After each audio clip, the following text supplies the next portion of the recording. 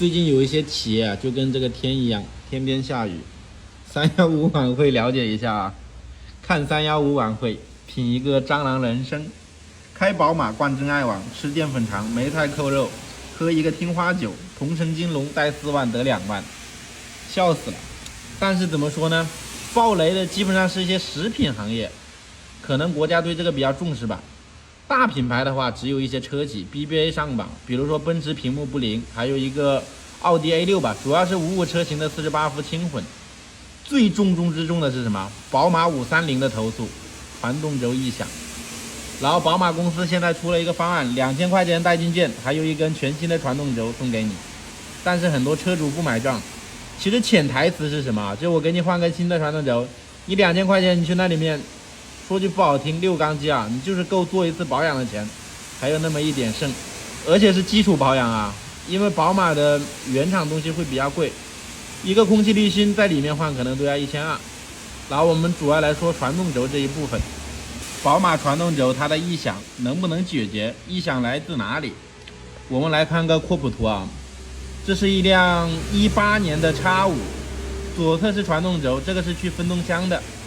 然后右侧的话是去变速箱端，它的连接采用的跟普通的连接是不一样啊，不是螺丝插螺丝的，而是一个错开叉脚位。然后中间的话是有一些橡胶，橡胶具有一个指正滤震的功能，就是缓冲的作用。其实这个传动轴的话还是金属的，但是现在网传的是什么？宝马的传动轴是复合材料。什么是复合材料呢？就是工程塑料，俗称 ABS， 然后再加一些尼龙或者什么玩意儿。复合嘛，那肯定是2种以上的材料，就跟这个888的水泵一样啊。反正不懂，你们只要这样理解啊，复合材料的东西肯定没有金属的耐用，虽然说它散热性没有那么好。然后宝马这个问题能不能解决？就是说530啊，还是什么什么也好啊，3系啊，这个异响基本上是解决不了。首先我们要了解它的声音从哪里出来的。宝马这个传动轴的异响，据一个投诉，它的声音是什么样的呢？金属的摩擦声音，难道是传动轴跟隔热瓦膜？那肯定是不现实的。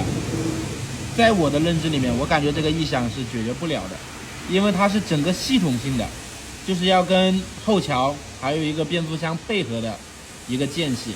它这个异响是一个周期系统化的，那怎么解决呢？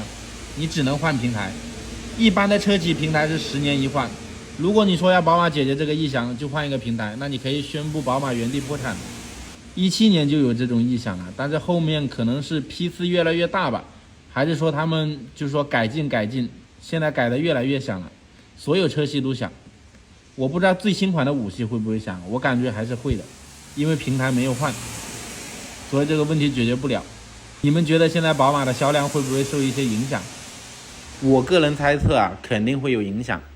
想了解更多车型排行榜信息，我们可以打开懂车帝 APP， 找到排行榜轿车，然后燃油车。我们来看一下2月份宝马的一个排行，27位，卖了4019辆啊。当然这是2月份的数据，4月份会不会打骨折呢？